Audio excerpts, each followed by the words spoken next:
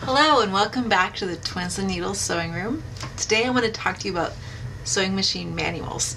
Now I really do believe the most important single thing you can have to get the most out of any sewing machine is the manual, but sometimes they get lost.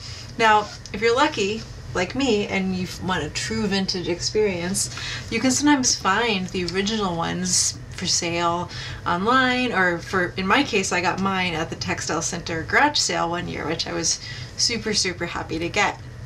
Of course we can't all always be super lucky and find what we want at a garage sale, so I have some tips in today's video about how to find the manual for your machine if you don't have one. Now for kind of older machines, if you have a Japanese Singer 15 clone, and you'll know it because the tension knob is on the left side of the machine, you may be able to refer to the Singer 15 manual for most situations, and I'll have the link to that in the notes for this video.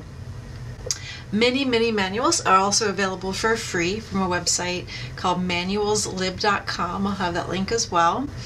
And then sewingpartsonline.com is a reliable, affordable source for both user and maintenance manuals for machines. They say that their manuals are available as hard copies, bound photocopies, or digital downloads, and you can pick which one you want.